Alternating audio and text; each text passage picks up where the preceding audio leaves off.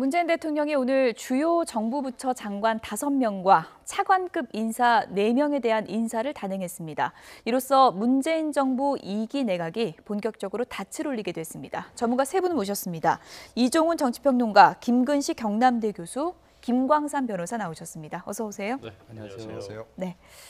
김근식 교수님, 오늘 이제 5개 부처 장관이 이제 교체가 된 건데 중폭 개각이다 이렇게 볼 수 있겠죠? 그렇죠. 5개 부처고 또 한두 개 정도 더 나올 수 있다고 지금 이야기를 하고 있기 때문에 문재인 정부 출범 첫 개각이라고 볼 수가 있고요. 그러니까 지난 초기 조각 때 이후에 첫 개각이라고 볼 수 있고 중폭 개각으로 볼 수 있습니다. 그리고 사실은 1년 한 3개월 정도 만에 개각을 한 거기 때문에 어떻게 보면 좀 빠른 시간 안에 2차 개각이 된 것이어서 대부분의 이번에 교체된 부처를 보면 좀 논란이 있었던 그다음에 좀 국민들로부터 조금 불만을 받았던 부처의 어떤 장관들을 좀 문책성 교체를 한 게 아닌가라는 좀 생각이 들고요.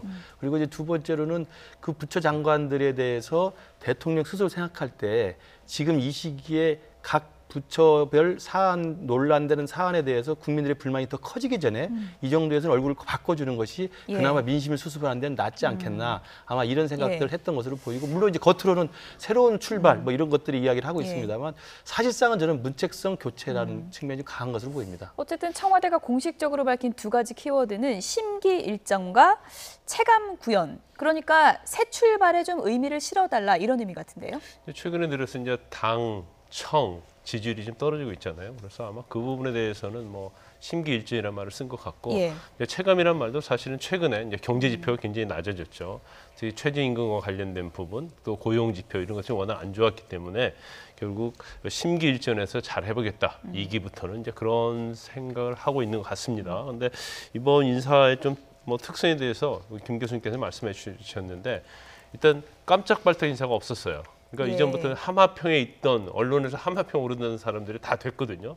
그 이유는 아마 미리 외부로 이걸 일단 노출을 시켜놓고 언론적인 검증을 좀 받지 않았나 싶습니다. 그래서 거기서 그렇게 문제가 드러나지 않으니까 하마평에 올랐던 사람들을 이제 그대로 이번에 발탁을 한 그런 케이스가 아닌가 싶어요. 그래서 이제 박근혜 정부 때는 그러지 않았거든요. 그러니까 항상 하마평 올랐던 사람이 좀 언론에서 뭔가 좀 모순되고 어떤 그전에 잘못된 게 지적되면 우리는 검토한 적이 없다 해가지고 바로바로 바꾼 적이 있었는데 좀 약간 김영삼 정부 때 좀 이런 식으로 했었거든요. 그런 방법을 좀 쓰고 있지 않나 그렇게 생각을 해봅니다. 네. 시점을 놓고도 상당히 고민을 했을 텐데 이 시점을 택한 배경은 어떻게 보십니까? 네, 그러니까 아무래도 이제 최근에 지지율이 많이 하락하는 것, 이제 그것이 가장 큰 영향을 미쳤겠죠. 그리고 이제 개각 필요성에 대해서는 이제 사실은 집권 2년차 접어들면서부터 계속 얘기가 나왔던 바 있고, 지난 1년 동안에 사실은 이제 장관들도 어느 정도 역량 검증이 된 거 아니겠습니까? 또 성과가 있는 장관이 있는 반면에 성과 없는 장관들도 좀 적지 않게 나온 상황이고, 그래서 이제 어떻게 보면 면모일신을 좀 해야 되겠다. 이렇게 좀 생각을 한 것으로 시점상은 일단 그렇게 해서 일단 선택을 한 것이고, 정기국회 또 들어가게 되면 사실은 바꾸기 어렵잖아요. 그래서 정기국회 전에 일단 인사를 해서 정기국회 들어가서 가능하면 들어가기 전에 인사청문회까지 마무리를 짓고 싶은 그런 심정이 아닌가 생각합니다. 네, 5개 부서 장관이 이제 교체가 됐는데 간단하게 먼저 정리를 좀 해드리겠습니다. 사회부총리 겸 교육부 장관 유은혜 민주당 의원이 내정됐고요. 국방부 장관 정경도 현 합동참모본부 의장이 내정이 됐습니다. 고용노동부 장관 이재갑 전 차관, 산업통상자원부 장관은 성유모 특허청장, 그리고 여성가정부 장관은 진선미 민주당 의원이 지금 내정됐습니다. 네, 중폭의 개각이 이렇게 단행이 됐는데요. 발탁된 사람은 왜 발탁이 됐고 떠나는 사람은 왜 떠나게 됐을까요? 지금부터 짚어보도록 하겠습니다. 먼저 첫 번째 키워드입니다. 저 사람하고 상대에서는 뒷사람이 아니구나. 학자 입장에서 떠드는 것 같은 느낌이지. 식사단의 얘기와 미니스 같은 작은 서비스 나가죠. 여성들이 환경 거지라든가 말하는 거 조심해야 돼. 나도 딸만 둘 있었는데. 최악의 사태를 대비한 계획은 문제가 될 것이 없다고 한다. 장관을 갖다가 그렇게 얘기하시면 안 됩니다. 예.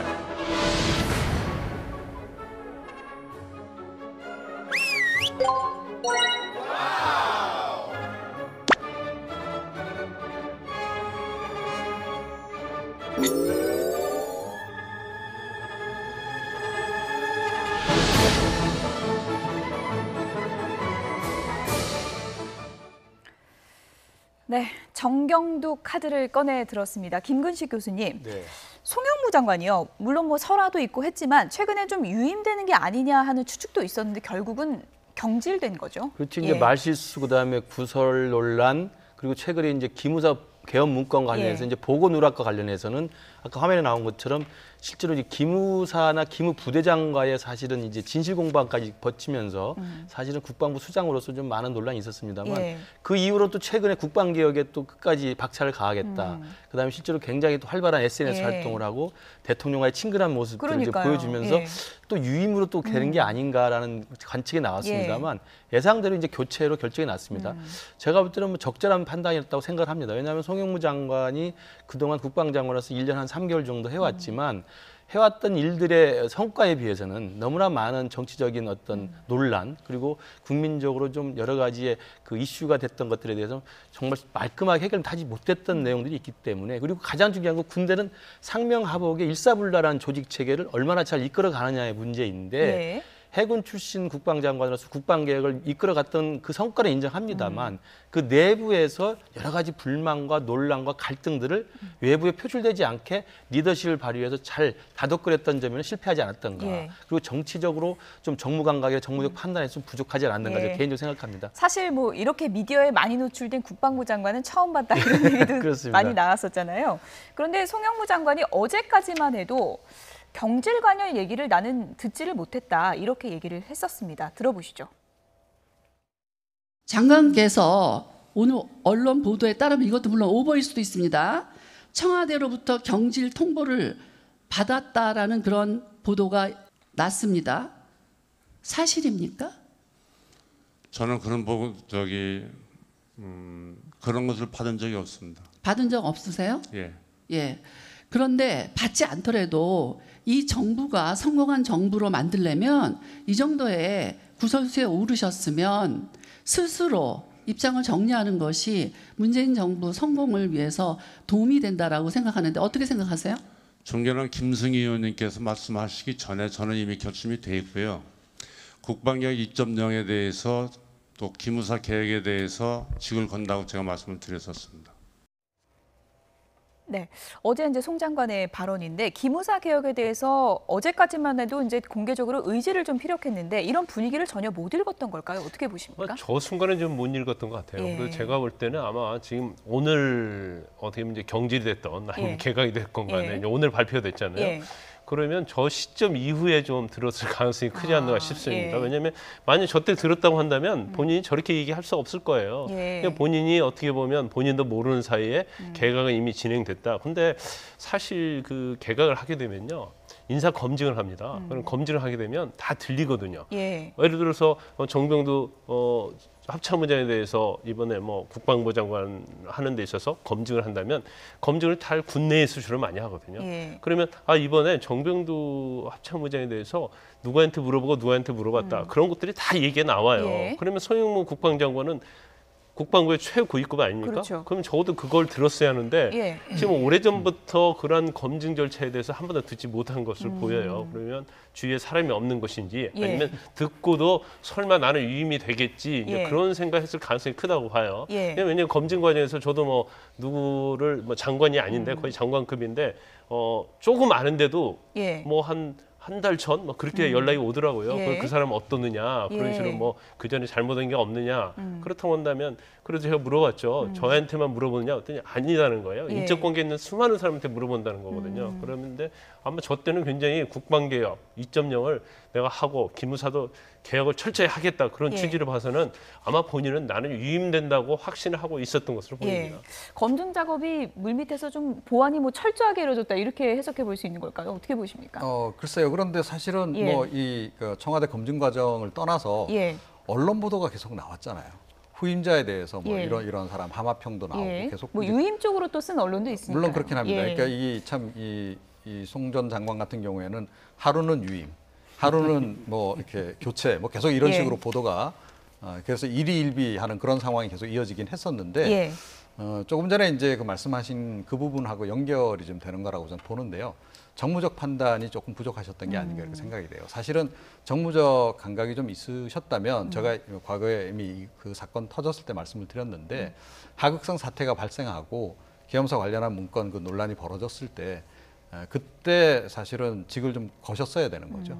예, 그런데 그때 이제 어떻게 보면 예. 시점을 좀 놓치신 거고 저는 그때 뭐 본인 스스로 자진 사퇴를 했더라면 훨씬 더 명예로울 수 있었다라고 좀 생각을 합니다만 본인의 의지는 끝까지 뭐 하여튼 이 직을 좀 완수해 보겠다 이런 예. 쪽에 좀 더 방점을 뒀던 게 아닌가 이렇게 생각이 됩니다. 뭐 송 장관이 뭐 알고 있지만 개각 발표 전에 이제 말을 할 수 없어서 숨기고 있었을 또 가능성도 있으니까 저희가 뭐 예단할 수는 없는 것 같고요. 어쨌든 해군 출신 송영무 장관이 교체가 되고 이번엔 또 공군 출신입니다. 예. 그러니까 지금 비육사로 이제 문재인 정부 1기 국방장관, 2기 국방장관이 해군에서 공군으로 바톤을 이어받은 건데요. 예.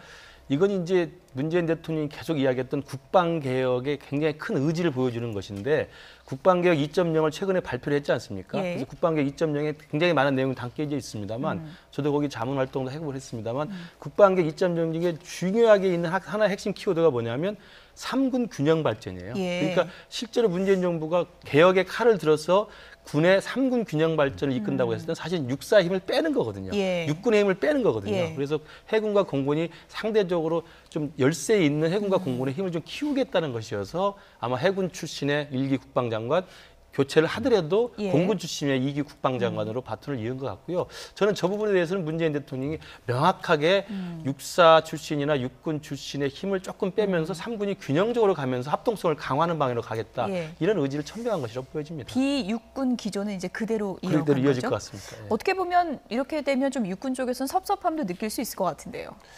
아마 육군 쪽에서는 굉장히 반발이 많이 있을 거예요. 예. 그런데 그 부분을 사실 명시적으로 밖으로 표현할 수 없는 상황이다 보고요. 그다음에 이제까지 어떤 국방부 자체가 이제 육군 중심으로 이루어져 왔잖아요. 그러면 국방 개혁의 대상 자체는 결국은 육군이 될 수밖에 없다고 이렇게 봅니다. 예. 더군다나 이제 기무사 같은 경우는 더욱더 그러하겠죠. 그리고 또 한 가지는 아마 그런 것 같아요. 아까 뭐 육해공군 어떤 균형 굉장히 중요한데 일단은 문재인 정부에서는 이제 군인의 수를 좀 줄이고 그러면 육군이 좀 줄어들겠죠. 그다음에 이제 첨단 무기를 하겠다는 거거든요. 근데 첨단 무기는 사실 육군보다는 공군이나 해군이 사실 주도적으로 해야 하기 때문에 이제 그런 예. 부분이 반영이 됐는데 그래도 역시 가장 중요한 메인 포인트는 비육군 출신이 국방 개혁을 할 수 있는 적임자다. 예. 거기에 이제 방점이 찍혀 있다고 볼 수 있습니다. 정경도 의장을 문재인 대통령이 낙점한 이유가 무엇일까요? 지금 언론에서는 3년 전 국감 장면을 주목하고 있습니다. 함께 보시죠. 간부와 병 비율이 46%와 54% 이런 비율인데 이것이 거꾸로 간부 비율이 54% 정도까지 되는 것이 바람직하다. 그렇게 아까 말씀하셨죠. 네, 그렇습니다. 뭐 공감이 가는 이야기입니다. 아까 우리 총장님 말씀하신 54%이 간부 높이는 것은 어느 세월에 가능합니까? 저희가 지속적으로 노력하겠습니다. 위원님들께서 많이 도와주십시오. 저희만 해당되는 부분이 아니고 사실 육군이나 해군도 다 동일한 그런 입장이라고 생각이 됩니다. 정작 중요한 그렇게 한꺼번에 많은 돈이 그렇게 소요되지 않더라도 가능한 그런 그 간부 비율을 높이는 이런 부분들은 도대체 이게 업무 보고 이런 데서 다루지 않고 있거든요. 의원님께서 잘 아시는 바와 같이 제가 취임하고 지금 5일째인데 이 업무 보고가 그 이전에 작성이 돼 있었습니다. 죄송합니다. 예, 앞으로는 우리 그 총장의 그런 의지가 더 이렇게 업무 보고에 반영이 되었으면 좋겠습니다. 네, 잘 알겠습니다. 네. 3년 전에 국방의 국정감사 장면을 보셨습니다. 저 때는 문재인 대통령이 당시에 당대표 시절이었고요. 국정감사에서 질의를 했는데 이거 말고도 이제 사드에 관한 질의도 있었고요. 내용을 듣고 문 대통령이 상당히 좀 호감을 가졌을 것이다. 이런 분석 기사들이 나오고 있더라고요. 네, 예. 뭐 이제 그런 것도 작용을 했겠죠. 그래서 예. 이제 눈여겨봐뒀을 가능성이 높고 어떻게 보면 또- 첫인상이 되게 중요한 거죠. 그렇기도 하죠. 근데 예. 뭐 첫인상만으로 이번 결정이 예. 이루어졌다라고 생각하지는 않습니다. 그러니까 이번에도 광범위하게 이제 그 평에 대해서도 이제 들었을 거고요. 예. 그리고 어찌됐건 뭐 국방위에 계속 활동을 하셨었기 때문에 예. 문재인 대통령이 그러니까 그 당시에도 아마 이제 다 얘기를 직간접적으로 많이 들었을 겁니다. 예. 그래서 인물에 대해서 어느 정도 확신이 좀 들어서 이번 정부 들어와서 사실은 뭐 합참의장으로 좀 중용을 했던 것이고 예. 그리고 이미 그 순간에 다음번에는 국방부 장관까지도 마음속에 좀 염두에 뒀을 가능성이 좀 높지 않나 이렇게 생각합니다. 예.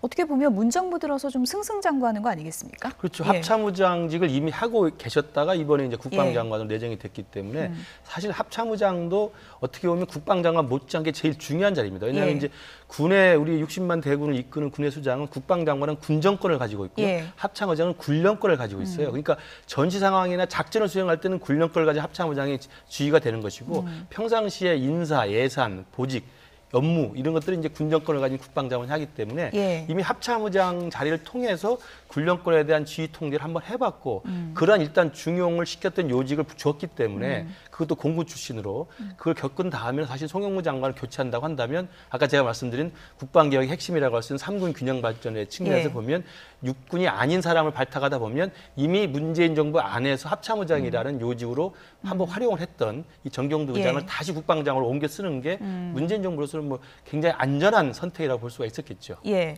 김광삼 변호사님, 짧은 순간이긴 했지만 판문점 정상회담에서 정경도 합참의장이 김정은 위원장하고 악수를 할 때 이렇게 꼿꼿한 자세로 악수한 것도 당시엔 좀 화제가 됐었잖아요. 네, 예. 그렇죠. 좀 뭐 대부분 이제 그 이전에 이제 김장수 전 국방장관 할 예. 때는 그때도 화제가 됐어요. 그런데 이번엔 좀 그때와 좀 다른 측면이 있었죠. 예. 이제 평화회담이고 서로 무르익는 입장이었기 때문에 그렇지만 이제 아주 꼿꼿하게 했기 때문에 저기에 대해서는 사실은 뭐 저를 좋게 보는 시각도 있고 그렇지 않은 시각도 있을 수 예. 있었는데 뭐 저기에 대해서는 뭐 특별하게 뭐 문제는 있었던 건 아니라고 봅니다. 하지만 아까 말씀드린 것처럼 뭐 문재인 대통령이 저는 의원할 때 이제 예. 그런 것에서 굉장히 어떻게 보면 시각이 같은 거죠. 이제 그러한 것들이 여러 가지 뭐 또 검증 과정에서 어떤 생각들, 그다음에 공군 출신이라는 거 이런 것들이 굉장히 이번에 국방장관으로서 발탁이 되는 데 있어서 굉장히 영향을 좀 끼쳤다 이렇게 봅니다. 예.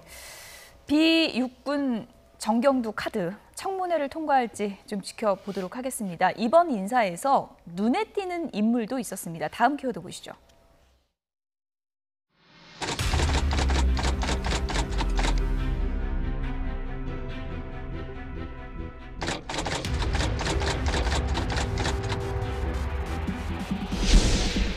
제가 사직서 낸 이유 말씀하시죠.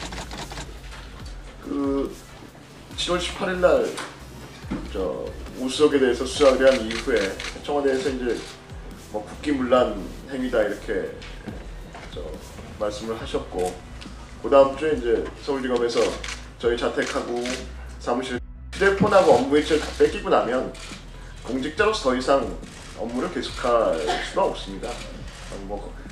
그 상황에서 제가 더 고집을 피우는 것은 조금 억지스럽다는 생각을 했었습니다.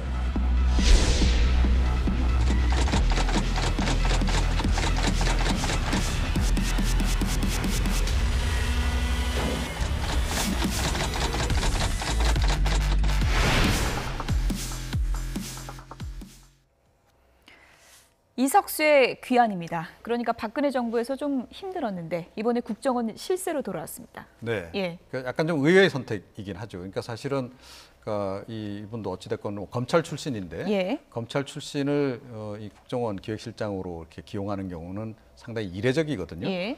그런데 어찌됐건 문재인 대통령은 좀 소신파를 선호하는 것 같아요.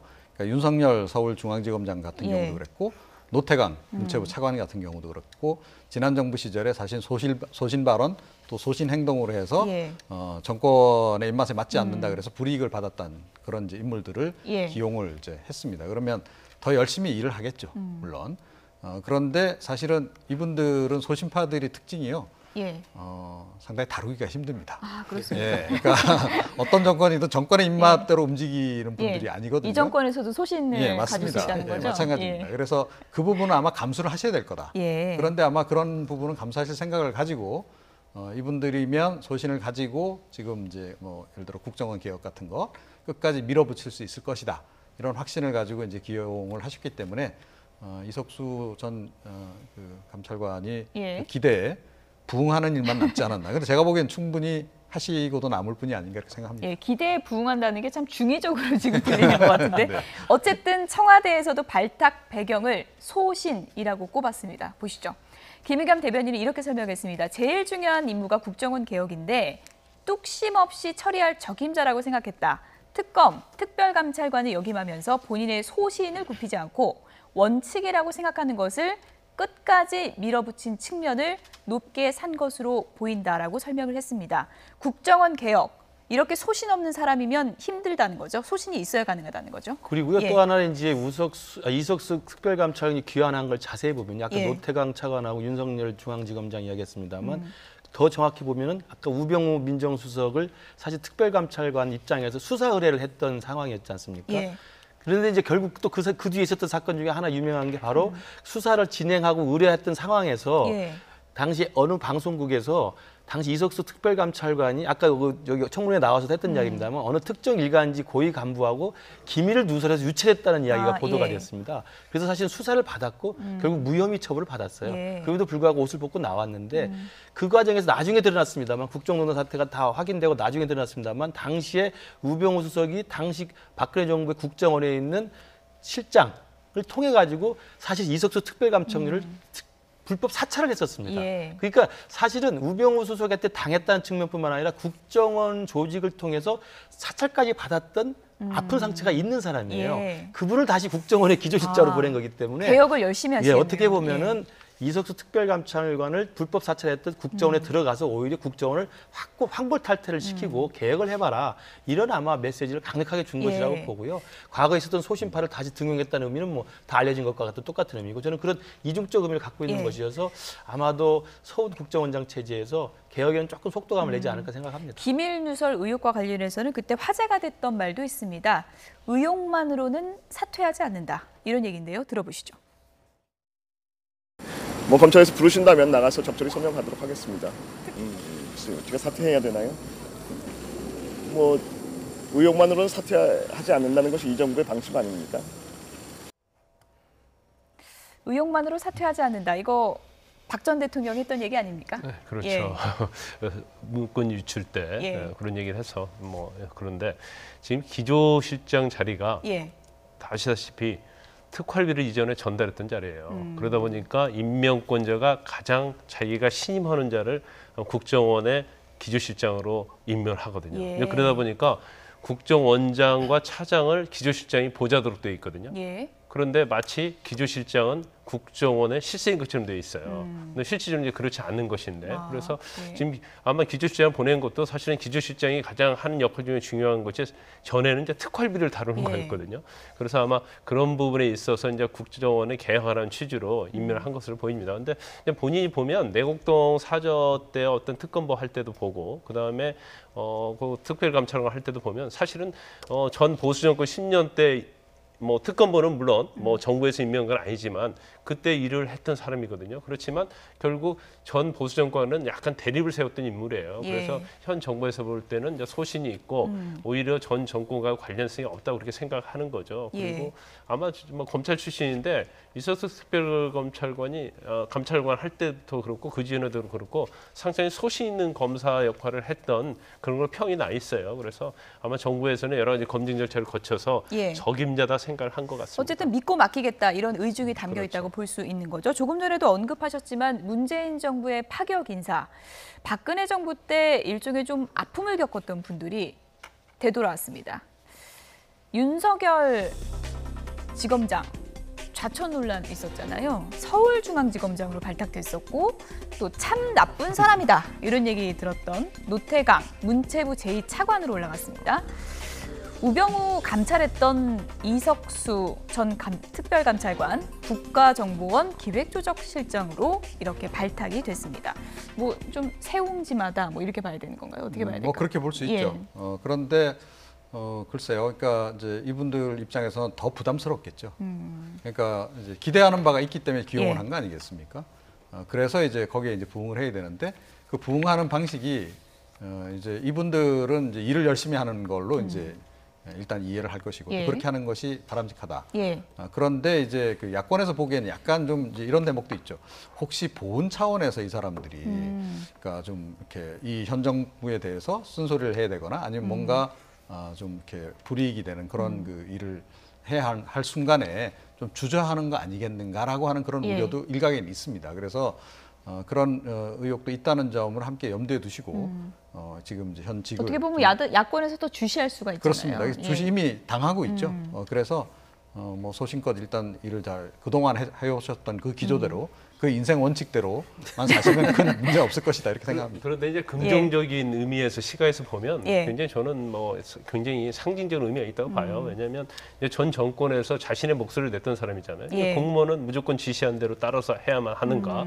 그런데 사실 그 보수 정권의 그런 권력적인 그런 서열, 권력적인 어떤 그런 상황에 있어서도 예. 본인의 목소리를 냈기 때문에 현 문재인 정부에서는 그때 자기가 소신이 있는 사람들은 예. 우리가 이렇게 한다. 그러면 다음 정권에서 결국 소신 있게 일하는 사람들은 결국 중용이 될 수 있다는 그런 예. 선례를 남기는 측면에서는 굉장히 저는 긍정적인 측면도 많이 있다고 봅니다. 예.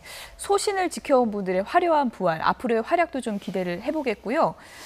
또 한 가지 화제를 모으는 것이 첫 여성 부총리가 과연 탄생할 것인가 이 부분인 것 같습니다. 이번에 이제 여성으로 이제 여가부 장관으로 진선미 의원, 예. 그다음에 교육부총리로 지금 유은혜 의원이 지금 내정이 됐는데 예. 문재인 대통령이 문재인 정부에서 여성의 비율을 일정 정도 유지하겠다는 기조를 밝혔기 때문에 예. 여성 그 장관 후보자들의 숫자를 채워야 될 필요성이 있었던 것 같습니다. 근데 이제 진선미 의원이 여가부 장관으로 가는 것은 그 전문성이나 그동안 했던 활동들을 봤을 때는 상당히 뭐 적절한 인사였다고 예. 저는 생각을 하는데 예. 유은혜 의원 역시도 뭐 인사 자체를 제가 여기서 뭐 갑론을 할 수는 없습니다만 교육부총리의 자리거든요. 예. 그리고 사실은 100년 대계를 준비해야 될 사실은 교육의 수장인데 유은혜 의원이 지금 갖고 있는 것은 재선 의원이고요. 재선 의원이기 예. 때문에 국회의원 그 한 임기로 따지면 지금 5년 차 국회의원입니다. 그리고 물론 이제 유일하게 갖고 있는 교육과 관련된 그 경력은 5년 내내 6년 차 계속 교육위원을 했다는 거거든요. 국회에서. 그거 외에는 특별한 교육과 관련된 전문성과 경력이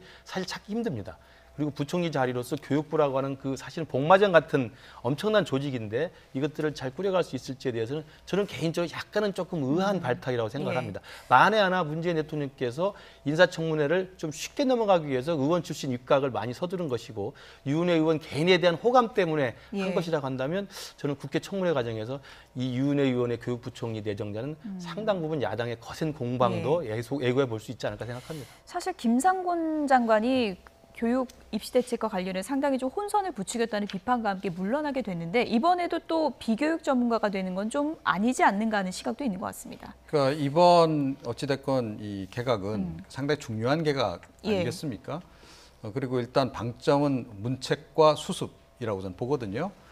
그런데 이번에 임명된 분들이 그럼 수습하기에 다 적임자들인가? 그러니까 적임자인 분들도 있습니다. 그런데 적임자로서는 조금 좀 그 강자가 와야 하는데 조금 거기에는 좀 그러니까 이른바 그 중량감이 좀 떨어지는 인물이 온 거 아닌가라고 하는 지금 지적이 일각에서 나오고 있거든요. 사실은 이제 뭐 유은혜 의원 같은 경우에 나름 뭐 교육 위원회에서 활동하고 했다고는 하는데 그럼에도 불구하고 과연 이 참 교육계가 우리 교육계가 굉장히 참 어떻게 보면 거센 태평양 같은 곳인데 거기서 과연 이분이 자기 이 어떤 그 뜻한 바를 또 문재인 대통령이 원하는 방향대로 교육개혁을 이뤄낼 수 있을까? 그 의구심을 좀 갖게 되는 그런 대목이 좀 있습니다. 저 개인적으로도 그런 생각을 좀 가지고 있고 조금 전에 아마 그 김 교수님도 그런 부분을 이제 지적하신 거라고 생각이 되고요. 그래서 국회 인사청문회 과정에서 이분 같은 경우는 의외로 역량 부분과 관련해서 굉장히 논란이 좀 불거질 그런 여지가 없지 않아 있다 이렇게 생각합니다. 어쨌든 뭐 좀 변화를 추구한다는 측면에서는 50대고 여성 부총리라는 점에서 그 인사 상징성은 굉장히 크다라는 또 호평도 있더라고요. 이번 개혁에서 가장 파격적인 것이 유은혜 의원이 아닌가 싶습니다. 왜냐하면 우리나라 지금 교육부 장관이 그냥 교육부 장관이 아니잖아요. 부총리급이잖아요. 사회부총리급. 그렇기 때문에 그 의미하는 게 굉장히 커요. 그런데 사실 뭐 지금 언론에서 보면 전문성에 대해서 좀 얘기를 많이 하는 것 같습니다. 그러니까 상임위 교육 관련 상임위에서 한 6년 동안 활동한 것이 과연 교육의 전문성이 있는 것이냐, 그 부분은 지적이 있는 것 같아요. 그래서 그 부분에서는 유은혜 의원이 청문회 과정에서 자신이 얼마나 전문성이 있는지 그 부분을 좀 나타내야 할 필요성이 좀 있지 않나 싶고요.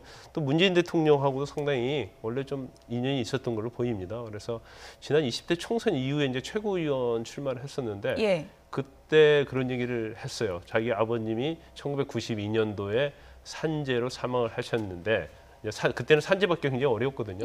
그래서 이제 부산에 연고가 없었는데 노무현 문재인 변호사 사무실 찾아가서 산재로 인정을 받았다 이런 얘기를 하고 있고 또 대선 때는 또 선대에서 대변인을 했잖아요. 그래서 문재인 대통령과 굉장히 호흡이 잘 맞고 아주 친밀한 사이이기 때문에 교육부 장관으로서는 적임자다 그렇게 낙점을 한 것으로 보입니다. 어쨌든 좀 의원 불패 신화도 있잖아요. 이번에는 의원 불패로 계속 했었는데요. 제 느낌입니다만 그냥 뭐 제 주관적인 생각입니다만 유은혜 장관 후보자는 의원 불패에서 조금 곤혹스러운 경우도 생기지 않을까. 왜냐하면 워낙 지금 교육부총리로서의 지금 현안이 많고 복잡한 난제들을 국민적 동의와 전문성을 가지고 돌파해내야 되는 추진력이 있어야 되는데 제가 볼 때 아까 우리 이 평론가님 말씀하신 것처럼 교육위원회 상임위 교육위원회 6년 경력이라고 하는 그거 하나만 가지고 돌파할 수 있을지는 좀 두고 봐야 될 것 같습니다. 이제 청문회의 산이 남아 있습니다. 순항할 수 있을지 지켜보도록 하겠습니다. 다음 얘기로 넘어가 보도록 하겠습니다. 트럼프의 진짜 속내는 뭘까요? 주제어 보시죠. We took the step to suspend several of the largest exercises as a good faith measure coming out of the Singapore summit. We have no plans at this time to suspend any more exercises. China probably has a great influence over North Korea, Kim Jong-un. So I don't like that. There was a difference when left China the second time. I have a fantastic relationship with Chairman Kim, and we're just going to have to see how it all ends up. All my dreams fulfilled for my darling, I love you. 저희도 혼란스럽습니다. 어떻게 끝날지는 좀 지켜봐야 될 것 같은데 트럼프 미국 대통령의 속내는 어떻게 읽어야 정확합니까? 글쎄요. 그러니까 협상의 달인이라 그러는데 제가 보기엔 흥정의 달인 같아요. 그러니까 뭐 어르고 때리고 뭐 계속 그동안에도 그래 오지 않았습니까? 이제 지금도 계속 이제 그런 상황이고 그다음에 참모들하고 역시 국합 배드캅 역할 분담을 해서 그러니까 참모들이 좀 강성 발언을 하면 본인이 조금 이렇게 유화적인 발언을 하고 또 참모들이 좀 이렇게 연성 발언을 하면 그것도 약간 강성 발언을 또 보태고 뭐 이런 식으로 해서 상대방을 상당히 좀 곤혹스럽게 만드는 거죠. 그러니까 나의 진위를 좀 파악하기 힘들게 만드는 이제 그런 건데 그런데 전체적인 흐름에서 보면 약간 일관성이 있어요. 그러니까 어찌됐건 이 협상을 끝까지 해서 마무리를 짓는 그런 모습은 보이고 있거든요. 최근에 뭐 멕시코하고 나프타 다시 이제 협상도 마무리를 지었다시피 그러니까 굉장히 긴장을 고조시켰다가 결국은 다 협상을 한다는 거죠. 우리하고 한미 FTA 재개정도 마찬가지 그런 경로를 이제 거쳤습니다. 그래서 지금 제가 보기에는 굉장히 지금 난항을 겪고 있는 것 같이 보이나 속으로는 뭔가 북측하고 일단 그 세부적인 내고 절차에 지금 들어간 상황. 이고 그것이 그렇게 지금 부정적인 방향으로 흘러가는 것 같지는 않다. 그런 느낌입니다. 매티스 장관은 훈련 중단 계획이 없다고 했는데 그 다음 날 트럼프 미국 대통령이 큰 돈이 들어서 재개하지 않겠다라고 했습니다. 미국 내 메시지가 엇갈리고 있는 건데 지금 그러니까 대화 가능성은 계속 유지하겠다. 속내는 그런 거죠. 일단 판을 깨지는 못합니다. 판을 깨지 않겠다. 제가 많이 표현하는 겁니다만 김정은 위원장이나 트럼프 대통령이나 다 호랑이 등에 올라타 있습니다. 비핵화 협상이라는 등에 올라가 있기 때문에 먼저 내리기는 어려워요. 판을 깰 수는 없는데 이 판이 제대로 진행되지 않고 있기 때문에 김정은은 김정은대로 이른바 이제 비밀 협박서안이라는 걸 보내가지고 그 내용이 지금 언론에 지금 보도된 바에 따르면 너희들 계속 종전선언 안 해주면 다시 핵실험하고 미사일 발사할 수 있다는 거거든요. 이건 6.12 북미 정상회담 이전으로 돌아간다는 협박입니다. 그러니까 당연히 미국 측에서도 6일 이전으로 돌아간 다음에 한미훈련 중단을 다시 원점으로 돌리면 되는 거거든요. 그러니까 사실은 김정은이 내걸고 있는 카드에 똑같은 방식으로 대응하면서 싱가포르 회담 이전으로 돌아가는 것도 무방하다, 감수하겠다 이런 강공 카드를 보여준 것인데 그럼에도 불구하고 판은 깨지 않는 것이고 그렇기 때문에 지금 당장은 훈련하는 데는 돈이 들기 때문에 안 하긴 하는데 일단 김정은 너의 협상 태도를 추후에 지켜보겠다. 이렇게 김정은한테 다시 공을 넘긴 걸로 봐야 되겠죠. 김정은 위원장에 대한 메시지를 보낼 때는 반드시 시진핑 주석 얘기를 하는데요. 그러니까 미국과 중국의 지금 갈등이 격화되는 상황에서 김정은 위원장에게 우리 쪽으로 좀 더 가까이 와라 뭐 이런 메시지를 계속 주는 걸까요? 그런 메시지를 이번에도 주는 것이 김정은과 나는 환상적이다 이렇게 얘기하잖아요. 근데 누가 봐도 환상적으로 보이지는 않거든요. 왜냐면 뭐 사실 폼페이오가 계속 북한 방문하고 3번 방문하고 4번째는 또 이게 가지 않는 걸로 결정났잖아요. 그러면 뭔가 이루어지지 않고 있는데 더군다나 그 와중에 지금 김정은하고 그다음에 트럼프하고 뭐 사이에 뭐가 오고 간 게 없어요 전혀. 그럼에도 불구하고 싱가포르 회담 이후에 계속 환상적이다는 얘기를 하고 좋은 관계다 얘기를 한단 말이에요. 그래서 아마 제가 볼 때는 이제 중국 견제용인 것 같아요. 그러니까 김정은한테 계속 좋은 어떤 시그널을 보내고 거기 이제 시진핑이나 중국 쪽에 대해서는 굉장히 견제적인 이제 그런 걸 보이면서 김정은한테 이제 똑바로 행동하라. 이제 그런 취지가 아닌가 싶습니다. 그런데 워낙 우리가 4차 폼페이오 방북을 취소했을 때 굉장히 긴장 많이 했잖아요. 이건 이러다 교착 상태에 빠지게 되고 결국 또 한 번 더 위기가 오는 거 아닌가 했는데 다시 환상적이다고 이 얘기를 하면서 한미 훈련 뭐 더 할 필요 없다는 취지로 얘기를 하기 때문에 참 예측하기가 굉장히 어렵습니다. 하지만 뭔가 물밑에서 이루어지는 것이 조금이라도 있기 때문에 이런 환상적이라는 표현을 쓰지 않는가 싶어요. 그래서 이제 뭐 시진핑 관계에 있어서도 뭐 과연 시진핑이 이번에 정말 구구절대 북한을 방문하느냐 아니면 중국의 태도가 어떻게 되느냐 또 김정은이 지금 폼페이오 방북 취소 이후에 지금 북한은 조용히 하고 있잖아요. 대응을 하지 않고 있기 때문에 이제 어떤 대응이 나오느냐 이걸 저희가 그 추이를 지켜봐야 할 것 같습니다. 그래서 일각에서는 싱가포르 합의문에 대한 북미 간의 그 해석이 잘못돼서 아무래도 또 영어고 뭐 북한 말이고 그래서 그런지 이해를 서로 잘못해갖고 지금 서로를 오해하고 굉장히 화가 나 있다 이렇게 해석을 하더라고요. 글쎄요. 오해라고 생각하지는 않습니다. 그러니까 상대방의 진위를 확인하기에는 충분한 정도의 협상, 실무 협상을 거쳤지 않습니까? 그래서 종전선언을 트럼프가 약속했다고 보십니까? 그러니까 이제 그 약속을 이제 어떻게 표현했을까는 이제 확인을 해봐야 될 텐데요. 그리고 이제 선언 약속했을 수도 있죠. 근데 시점을 못 박지 않았다거나 이제 그랬을 가능성은 있습니다. 그리고 전제 조건으로 뭐 이렇게 비핵화를 한다면 전제를 달아서 이제 종전선언까지 할 수 있다라고 얘기를 했을 텐데 북측은 그 앞에 전제보다는 뒤에 게 더 이제 귀에 먼저 들어왔겠죠. 그런데 지금까지 진행되는 거로 봐서는 역시 협상의 주도권 그리고 조금 더 유리하게 협상 결과를 이끌어내기 위한 일련의 과정들, 힘겨루기 과정들로 보는 것이 타당하지 않을까 이렇게 생각합니다. 그러니까 싱가포르에서 만났을 때 김정은과 트럼프 대통령 이제 바텀 합이 아니라 탑다운으로 문제를 풀겠다는 거 아니겠습니까? 그러니까 합의된 내용은 없지만 주 정상이 만나서 일정한 신뢰를 회복해서 그 신뢰를 바탕으로 문제를 풀겠다는 것인데 두 사람 다 성격이 뭐냐면 공통점이 이른바 이제 블러핑이 좀 강한 성격입니다. 그러니까 좀 과장된 표현에 익숙한 사람이에요. 트럼프 아까 잘 보셨지 않습니까? 환상적이다고. 김정은도 얼마나 과장된 몸짓과 말을 합니까? 그렇기 때문에 김정은이 원하는 트럼프의 과장된 발언을 김정은이 오해할 수 있고요. 또 트럼프가 원하는 또 김정은의 양해된 발언을 또 트럼프가 오해할 수도 있어요. 그러나 그것이 확인된 다음에 그다음에 폼페이오하고 김영철이 실무선에서 그 합의를 구체화시키기로 했는데 또 구체화시키는 실무자들이 이야기하면 또 그 이야기가 아닌 걸로 지금 되고 있는 거거든요. 그래서 저는 탑다운 방식의 신뢰 회복이라는 방식은 아주 의미가 있지만 구체적인 비핵화 로드맵과 종전선언 로드맵이 양측이 원하는 바대로 지금 교차가 잘 되고 있지 않은 상황이어서 저는 기싸움이 상당 부분 좀 갈등이 좀 커지고 있는 상황이기 때문에 환상적인 궁합이 되든 안 되든 지금 상황에서 9월, 10월 정도 동안에 어떤 특정한 돌파구가 없다고 한다면 저는 또 블러핑이 심하고 과장된 표현을 쓰는 트럼프 대통령 같은 사람은 또 화가 나면 또 굉장히 또 세게 화를 냅니다. 그러면서 굉장히 한반도가 위기가 봉착할 수도 있다고 생각합니다. 김근식 교수님, 트럼프 대통령 얘기는 끝까지 들어봐야 알잖아요. 그렇죠. 지금 한미 훈련에 큰 돈 쓸 이유 없다고 했지만 마음을 먹으면 또 크게 재개할 수 있다라고 했는데 일각의 이제 보도가 연말에 이제 합동훈련이죠. 비질런트 에이스 네. 이거 재개할 수 있다는 보도가 나오니까 국방부에서 아직 결정된 건 없다 이렇게 입장을 밝혔습니다. 그러니까 매티스 국방장관이 어제 말한 거 오늘 예. 트럼프 대통령의 발언이 약간 엇갈리는 것 같지만 사실 굿캅 배드캅 역할 분담도 있고 예. 그다음에 지난 금년에 키리졸 훈련하고 울지 프리덤 가든을 이미 연기했기 때문에 예. 금년 연말과 내년 초에 하는 것들을 지금 국방부와 미국 국방부가 합의하지는 않습니다. 예. 그러니까 내용을 협의할 수는 있지만 예. 그렇기 때문에 실제로 연말에 12월에 있었던 작년과 같은 미국 전투기 한 200여 대가 참가하는 고강도의 그 공군 비행 연합 훈련 같은 경우는 아직 확정되지 않았을 겁니다. 북한이 상당히 좀 근데 민감합니까? 북한은 굉장히 민감한 겁니다. 왜냐하면 예. 그렇게 200대 정도가 참여하는 고강도 훈련을 하면 미국의 전략 자산이 한반도에 올 수가 있거든요. 예. 북한으로서 굉장히 민감한 사안이기 때문에 그 부분은 아마 한미 간에 지금 확정되지는 않았다고 보는 게 정당할 것입니다. 예.